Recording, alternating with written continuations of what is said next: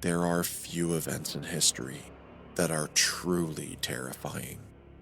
I'm not referencing general horrible things, tragedies, and the like. I'm talking about the things we don't understand, the deprivation of our senses, and the mass confusion for things not understood.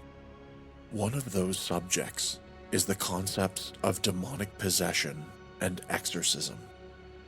That word brings with it many connotations, names, and images. In Chapter 1, I played for you the voice of Annalisa Michelle in her normal tone, followed by the voice of her oppressor, Lucifer. In Chapter 15, we discussed the concept of demonic transference in the Devil Made Me Do It case, which followed the taunting of a demon by Arn Cheyenne Johnson during the exorcism of David Glatzel. In our special Halloween episode, it was the invocation of Saint Michael the Archangel, who Roland Doe remembered vanquishing Satan on a great battlefield. Many of these things scare us and certainly escape our understanding, but there is one we haven't talked about yet. Quite possibly the most frightening exorcism in human history. I'm Nick, your host, and welcome back for a new frightening chapter of the Insidious Agenda podcast. This is Chapter 32, the story of Emma Schmidt, better known to the world as the Exorcism of Anna Ecklund.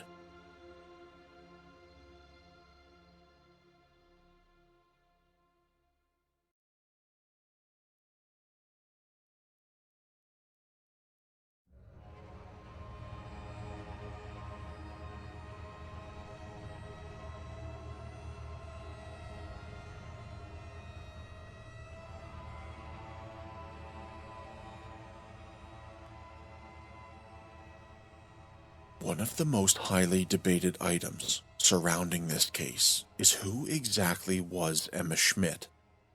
There are some publications that state Emma was born on the 23rd of March, 1882 in Milwaukee, Wisconsin, the daughter of Edward Schmidt. This Emma Schmidt grew up in the town of Marathon with parents who were German immigrants. This Emma Schmidt is not believed to be the correct person that we're talking about in today's episode, as this story has identity conflicts with many published and unpublished documentations. Chief among these concerns is that Emma Schmidt's father's name was Jacob. If we go in that direction, then the woman in question is Hulda Emma Schmidt, who was born on the 3rd of July, 1882, in Thurgau, Switzerland, to parents Jacob and Anna Schmidt. The Schmidts emigrated to the United States, coming to reside in the state of Wisconsin in 1884 with their 9 children. As the question of which Emma Schmidt is the right one remains ambiguous and is not to muddle the 2 or 3 together, I'll refer to her in this episode by her pseudonym, Anna Ecklund, although I should mention briefly that there's a second pseudonym associated with her case, Mary X, although the latter is used far more infrequently. Unfortunately, not much is documented about the younger years of Anna's life, other than the fact she was a devout Catholic. Her father, Jacob, was an alcoholic. He was abusive, and he was a womanizer. Those practices only became much worse when Anna's mother passed away in 1890. This left Anna and her siblings to be raised by her father and his mistress, a woman named Mina. Mina is likely Anna's aunt, although some suspicions have arisen about whether she may or may not have been Jacob's sister or stepsister. It should also be noted that Jacob and Mina's affair took place while Anna's mother was still alive. Mina had quite the practices of her own. She was known around town for being a witch and for her practice of black magic and its rituals. Of this practice she kept no secret. Mina would often place spells on the herbs used in her cooking. The relationship between Jacob and Mina would put strain on his and his daughter's already fragmented relationship. Of course, these things are the lighter part of the downward spiral. Sometime between the ages of 10 and 14, Anna was pressured by her father and his mistress to engage in an incestuous relationship, which never materialized as Anna refused him. Whatever was left of the relationship between her and her father was long gone. We can imagine Anna's only reprieve from all of this was her relationship with the church. She attended Mass several times a week, finding a great amount of enjoyment, inclusion, and love through the various ceremonies and rituals of Catholicism. Jacob detested Anna's practicing of her faith and would routinely make a mockery of the religion and its ministry.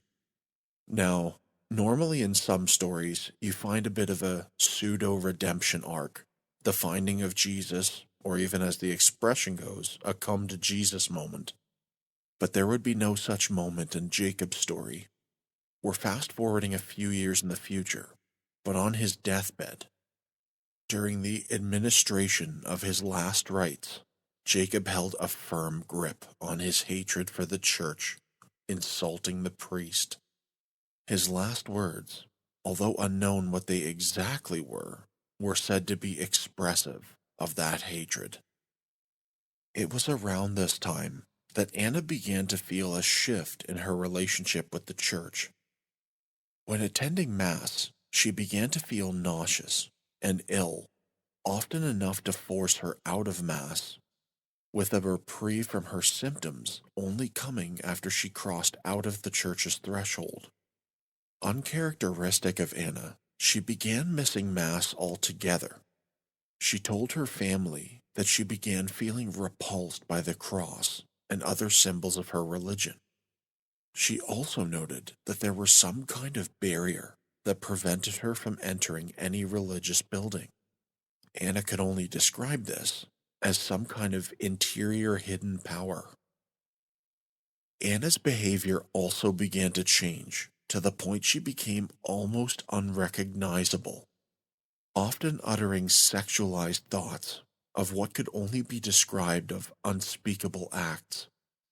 It's believed that her father passed away sometime shortly before her change of attitude. Dealing with these new developments in her family dynamic, her personality, and demeanor, Anna's family attempted to get her help by way of a spiritual counselor. Anna didn't take kindly to this and lashed out at him frequently, even going so far as to attempt to suffocate him. Something wasn't quite right. Anna began hearing a voice from the inside, though someone or something else was giving her despair. With Anna not originally accepting spiritual help, her family sought the help of the medical community. Over the next few years, a number of doctors and physicians observed Anna. Eventually, all would deem her physically fit. Although there was no clear indication of what mental illness Anna was suffering from, she turned to the only thing that had been a pillar in her life until only a few years prior: the Catholic Church. Anna was entrusted to the care of the church, and over a number of years, her counselors attempted to diagnose and alleviate symptoms of her condition. When they would pray over her in Latin, she appeared to understand the language, though she was never exposed to it. Hearing the prayers caused Anna to foam at the mouth and be overcome by blind rage.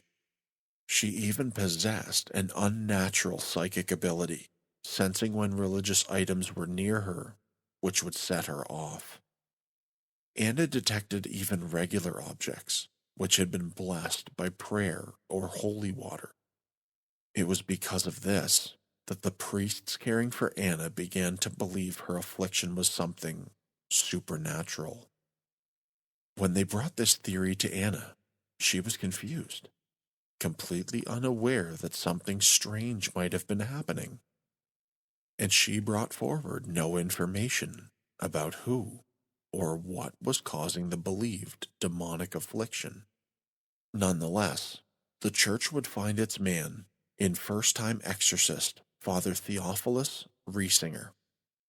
Father Riesinger was born in Germany in 1868 and grew up highly religious, suffering a serious illness at the age of 12.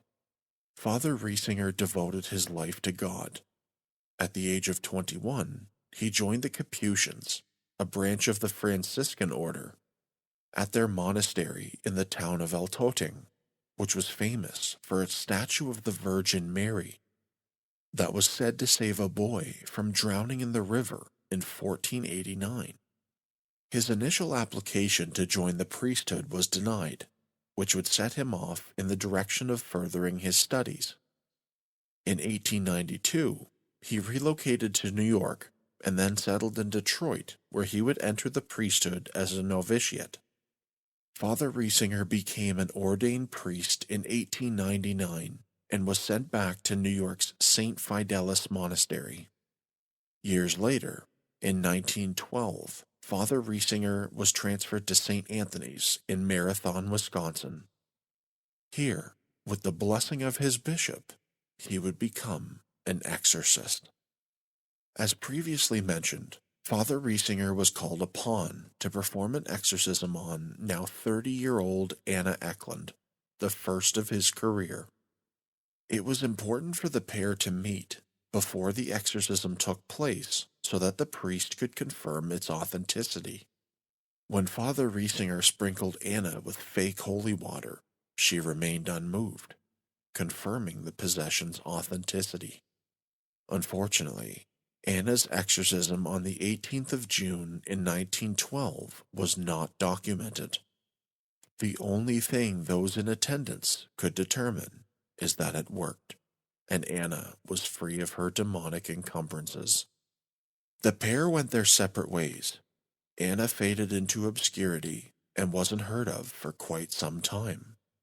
Father Riesinger, on the other hand, became the center of attention, per se.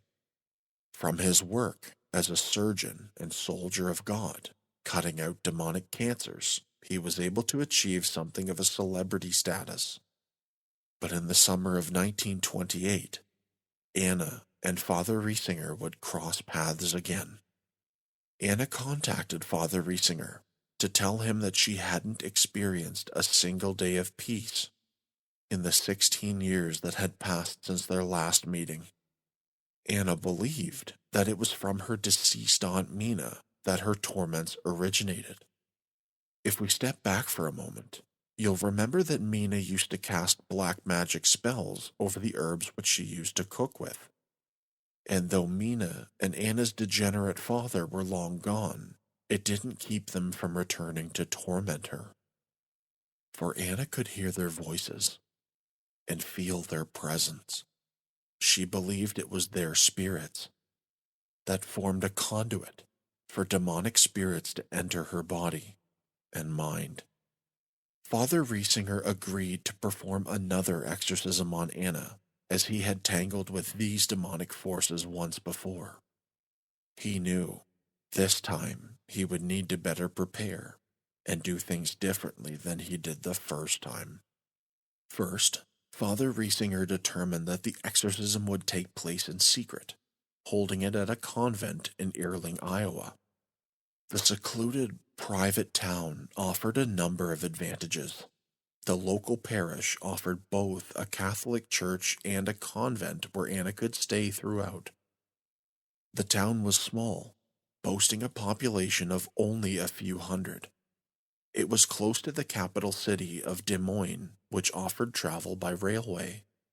Holding it at a convent would also offer Anna anonymity and stand off from her home, where the demonic influence might have been lessened. It also offered the opportunity to keep Anna's name out of circulation in the media and history in general, which would prevent anyone from saying This is the one that was once possessed by the devil. To hold the exorcism here, Father Riesinger would need two things: the permission from the Mother Superior for use of the convent, and approval from the parish's pastor to operate within the borders of St. Joseph's Parish. Fortunately for Riesinger, the parish pastor was an old friend, Father Joseph Steiger. The conversation between the pair, as taken from the Begone Satan pamphlet, went as follows. "What? Another case of possession? Are these cases still on the increase? You've already disposed of the devil in a number of such cases." "That is indeed true. However, the bishop has again entrusted this case into my hands. The lady in question lives at some distance from Erling. I should like to have her brought here, since it would create too much excitement in her home, and perhaps would be the cause of many disturbances to the person herself." "But why just here, in my own parish?" "It's just here, in an outlying country district, that the case may be disposed of in a quiet manner. Two places are available, either the sisters' convent or the sacristy here. So, it is quite possible to relieve the unfortunate person of her burden without anybody in the world becoming aware of it." "My dear father, do you really think that the Mother Superior would permit anything like that to take place under her roof? Ugh, I don't believe it, and it would be altogether out of the question to bring the person into my own house." "My dear friend, tell me this one thing. Will you give me your approval, should the Mother Superior be willing?" "Well, all right, but only under this condition. I do not believe that you will have any success at the convent." "Thanks for your permission. The case is therefore settled, as the Mother Superior did give her consent from the very beginning. I have already made arrangements with her for this case, provided you give your full approval." Though he was initially reluctant at granting permission, Steiger relented, on condition that Riesinger obtained permission from the Mother Superior. Even though he had granted permission for the rite to be carried out under his watch, Steiger still wasn't convinced, a feeling which he expressed to both the bishop and Riesinger. Little did Steiger know, of course, Riesinger had already obtained permission from the convent's Mother Superior prior to even approaching him. Thus, Steiger's gamble didn't pay off, as he doubted that Riesinger would ever receive the necessary approval to hold it there. Nonetheless, he took it on the chin and stood aside so the process could continue. Anna was advised of the arrangements and was informed to travel to Earling, Iowa, where everything would take place. She traveled by train, and on arrival, she was met by an escort of 2 priests to the convent. The priests, in advance, made sure to advise the railway staff of the delicate nature of the situation. As soon as Anna arrived to Earling on the 17th of August in 1928, things began to take a dark turn. Though she had willingly chosen to subject herself to the exorcism and ecclesiastical procedure, she lashed out, attacking the priests as soon as she saw them, attempting to scratch and choke them. She was able to be subdued and was brought to the convent, so as the pair wouldn't see each other before the exorcism. Father Riesinger traveled to Erling by rail as well, albeit coming in at a much later time than Anna. He had made arrangements to be picked up by Father Steiger, whose new and reliable vehicle would see that Father Riesinger arrived at the convent with no issues. That evening, however, Steiger was unable to get his car started. When it was examined, no mechanical fault was found whatsoever. Steiger eventually arrived at the station 2 hours later, and found Father Riesinger no worse for the wear, for he knew it happened at the hands of the devil. who would do everything in his power to unravel their plans. "My dear friend, I was not wrought up about it at all," he said. "I would have been much more surprised if everything had gone smoothly. Difficulties will arise. They must be expected to arise. The devil will try his utmost to foil our plans.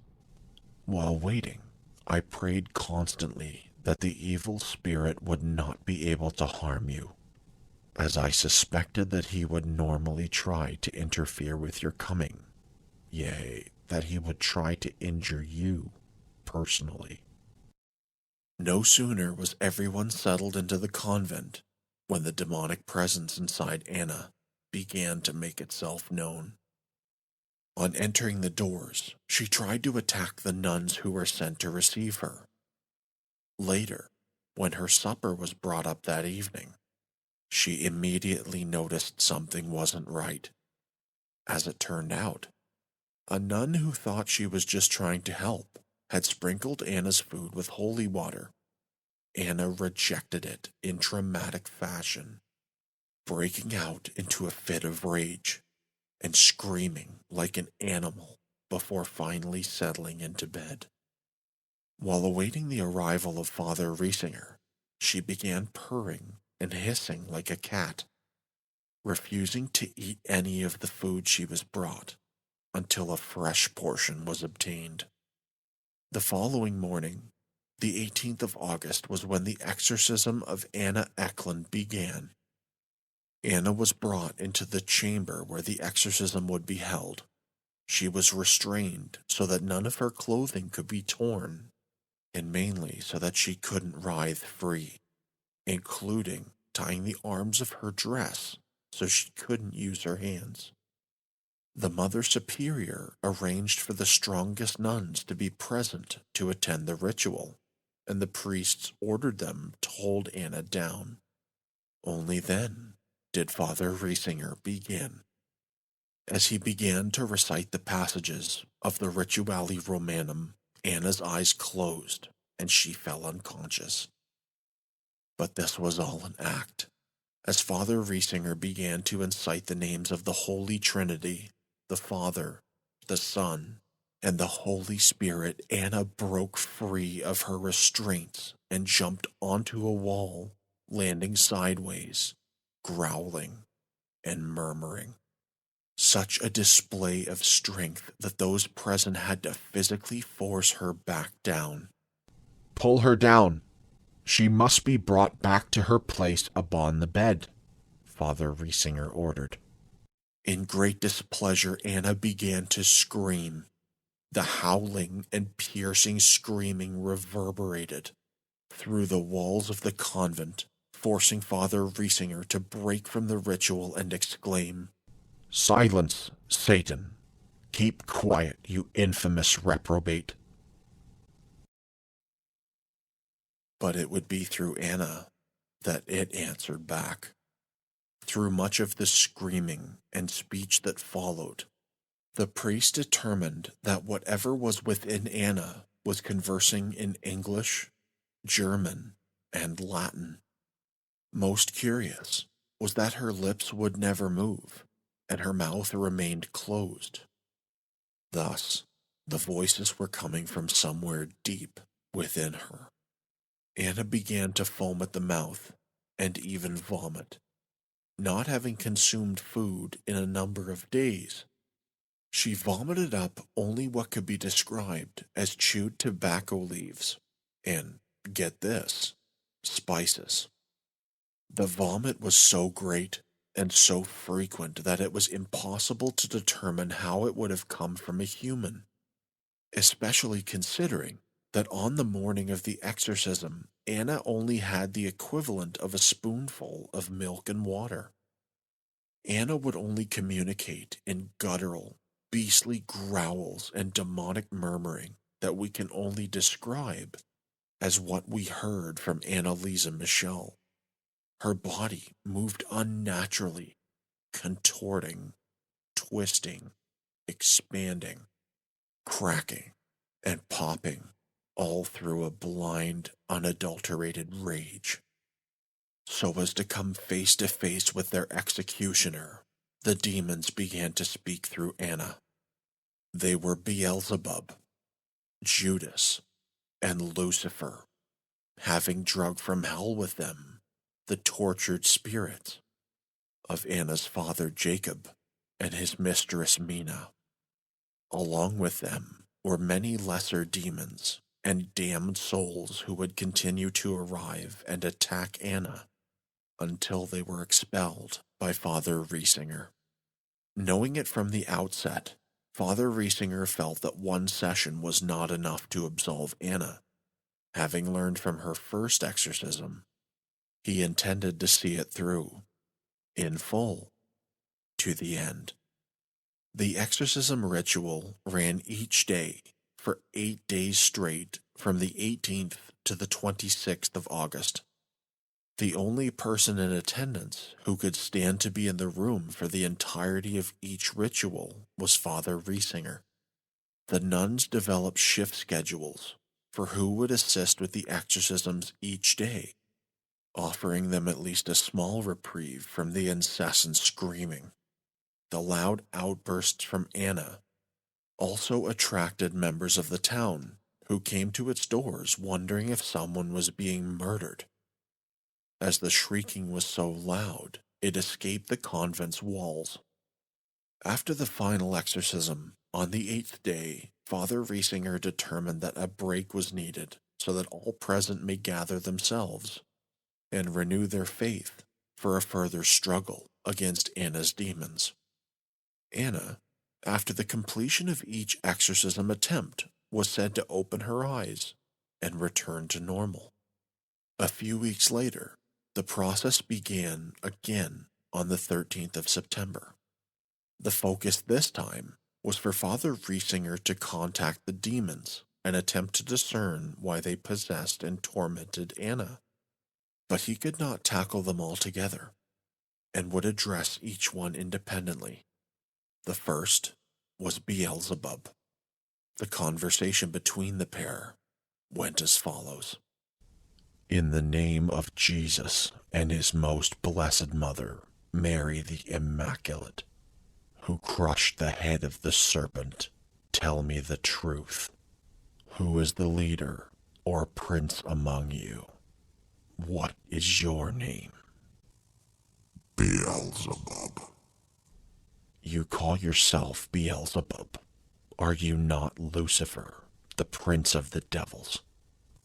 No, not the prince, the chieftain, but one of the leaders. You were, therefore, not a human being, but you are one of the fallen angels, who with selfish pride wanted to be unlike God. Yes, that is so. How we hate him. Why do you call yourself Beelzebub, if you are not the prince of the devils? Enough. My name is Beelzebub. From the point of influence and dignity, you must rank near Lucifer, or do you hail from the lower choir of angels? I once belonged to the seraphic choir. What would you do if God made it possible for you to atone for your injustice to him? Are you a competent theologian? How long have you been torturing this poor woman? Since her 14th year. How dared you enter into that innocent girl and torture her like that? Did not her own father curse us into her? But why did you, Beelzebub, alone take possession of her? Who gave you that permission? Don't talk so foolishly. Don't I have to render obedience to Satan?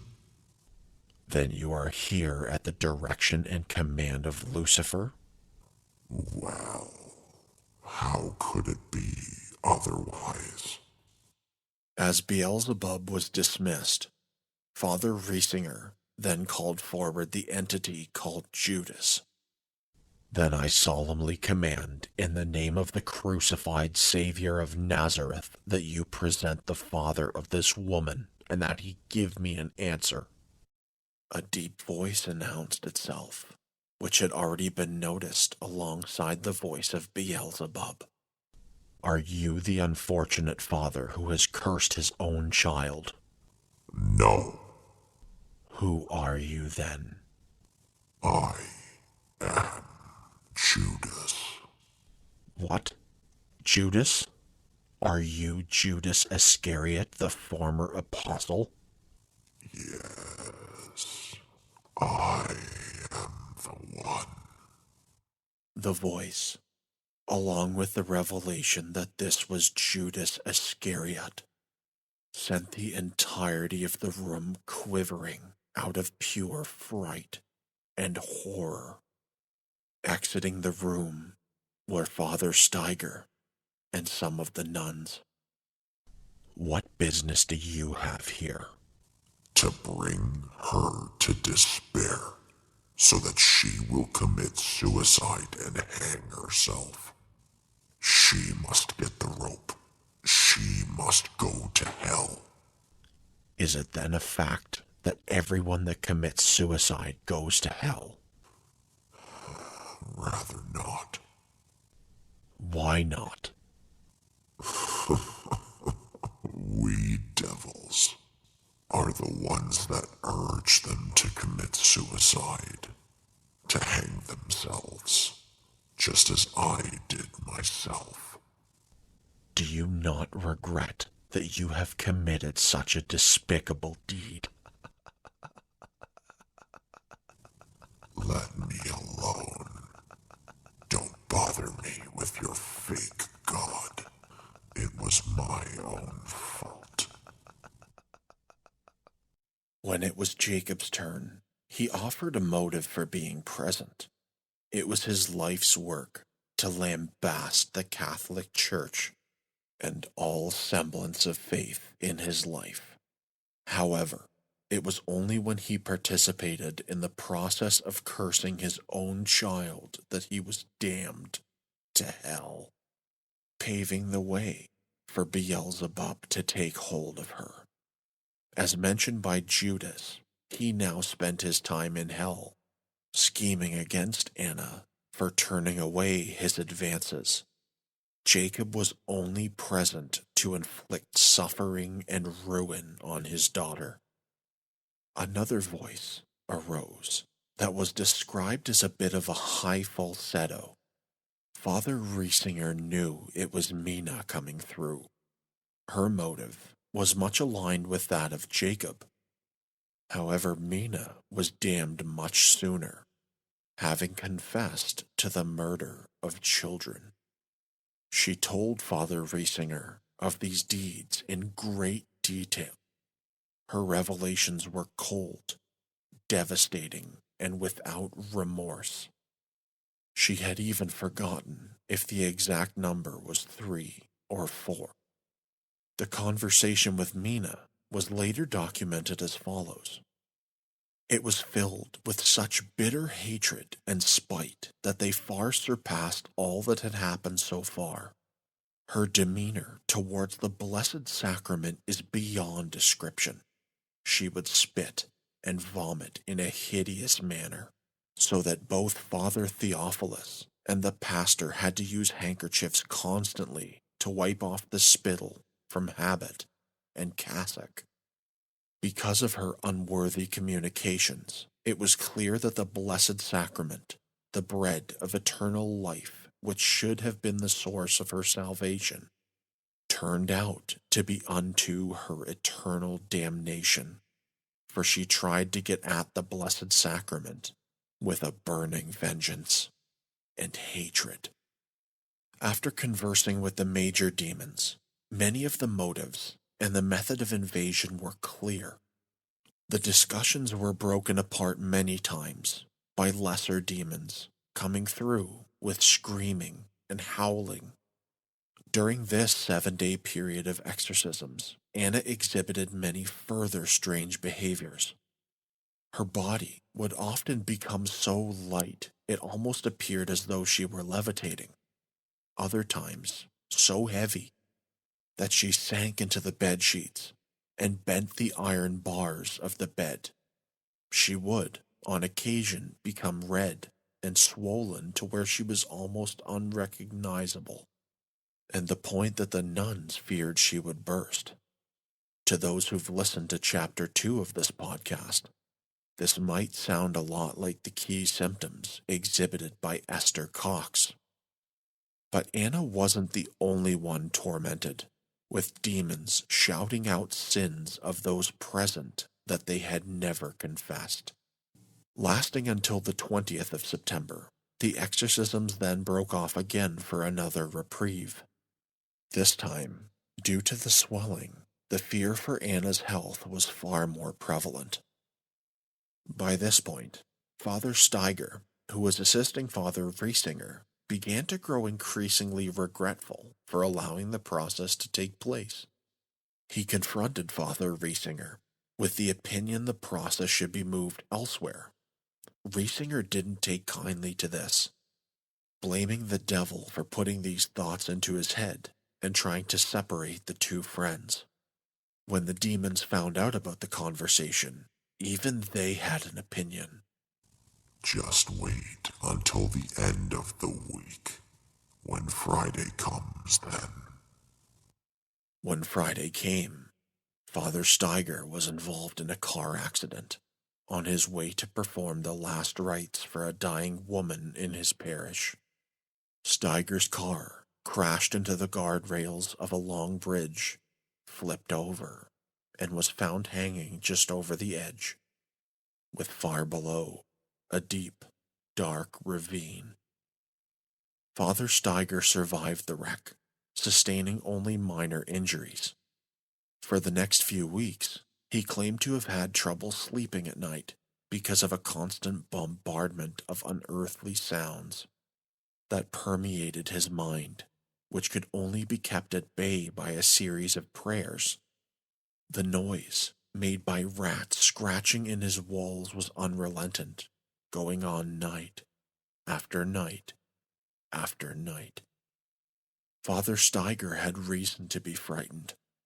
Lucifer had told him that something was in store for him, which came in the form of the accident.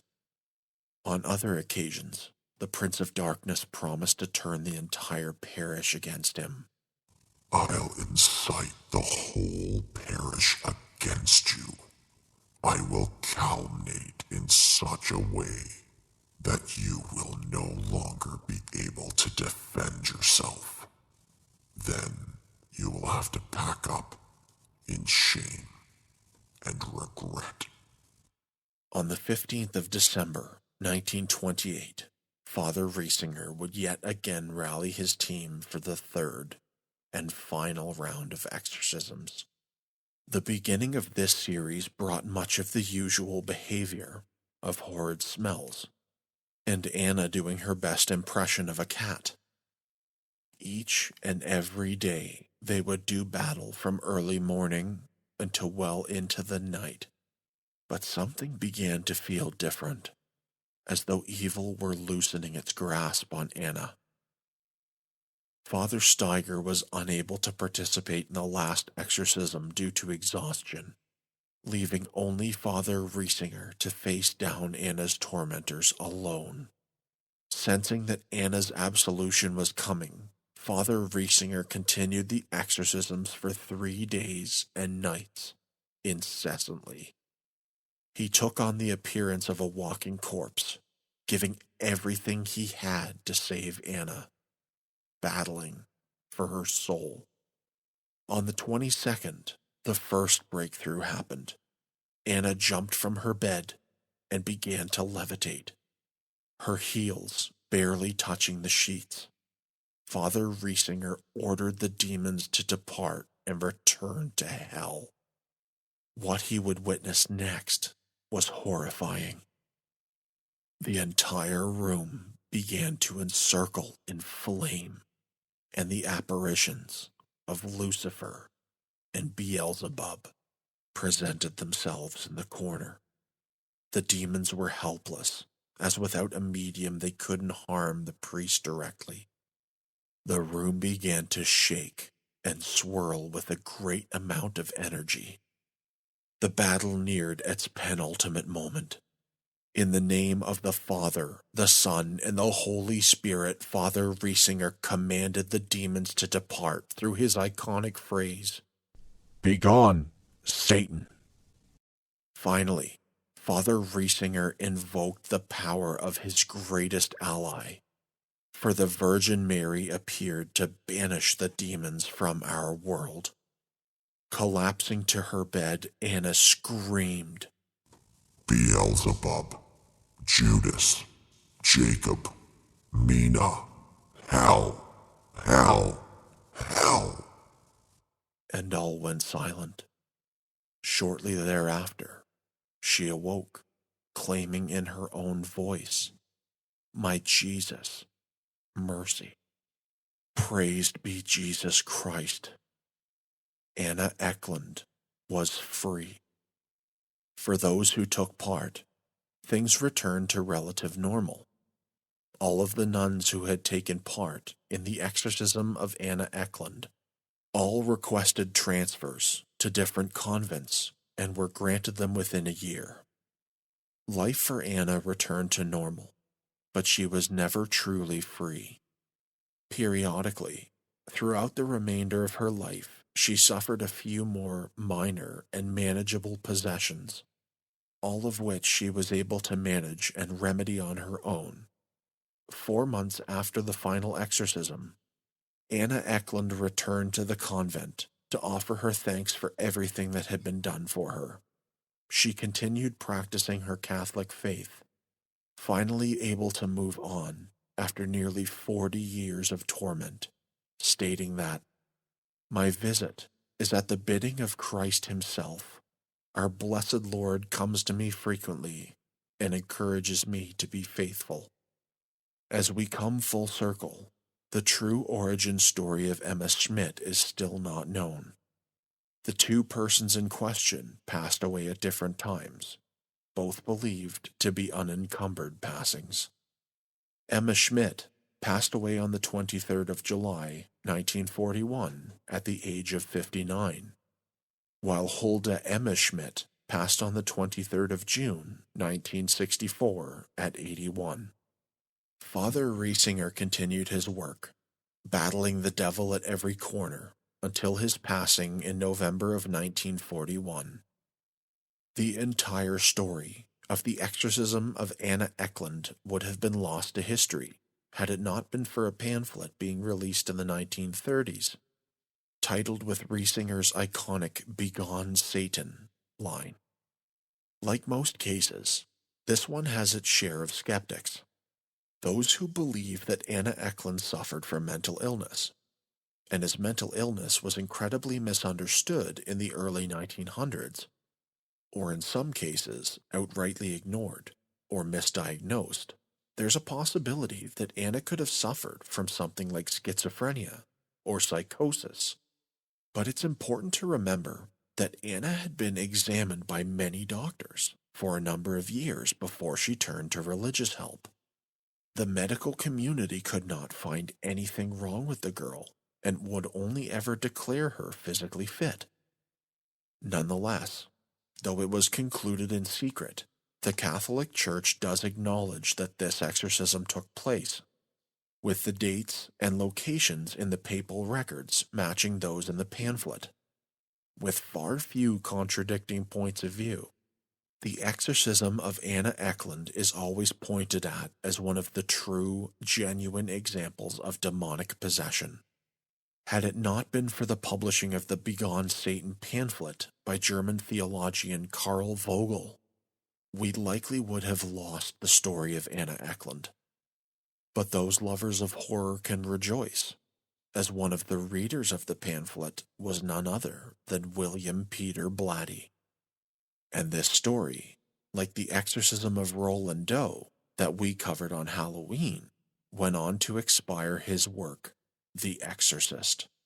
1 year after the publication of the pamphlet, in 1936, Time magazine would do a focus story on this case, helping the world to know what happened and immortalizing it so we'll never forget it.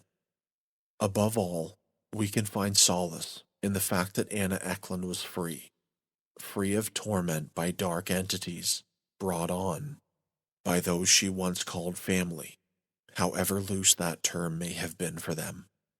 We know that Jacob and Mina were cast to hell after they passed, and though they remained with Anna for a number of decades, they're finally where they belong. If I can recommend one follow-on piece to this episode, please read through the Begone Satan pamphlet, which I'll link in the show notes. In it, you'll get the small, intricate details of the exorcisms from all parties, and more of the dialogue between the exorcist and the demons. The pamphlet, as our episode will, ends with Teresa Wegerer, the former housekeeper and sister of Father Steiger, where she expresses her thoughts on the case and the lasting impression it left on her life. I was a witness to almost the whole period of the exorcism of the Erling possession case, and I can truthfully say that the facts mentioned in Begone Satan are correct. Some of the scenes were even more frightful than described in the booklet. There is not the slightest doubt in my mind that the devils were present, and I will never forget the horrible scenes, vile, filthy, and dirty, as long as I live.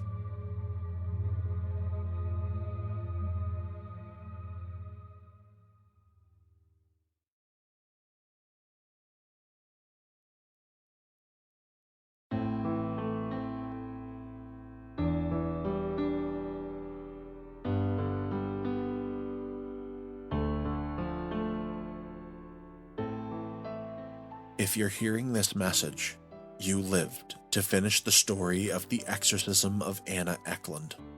I hope you enjoyed listening to today's episode, and I would be intrigued to know if you were able to finish the episode with the lights on. As always, thank you so much for listening and choosing the Insidious Agenda podcast. Before you go, remember to leave us a quick review, like hitting the star button on Spotify, or thumbs up if you're listening on YouTube. And if you really like the episode, drop us a comment or an email. And always remember to subscribe so you don't miss any of the amazing stories to come. Like next week, where I'll discuss the types of close encounters with aliens and some stories from those who've experienced the phenomena. New episodes release every Tuesday at midnight Eastern Standard Time. But for now, it's time to close the cover of the Insidious Agenda. I'll see you again next week, and thank you for coming back once again.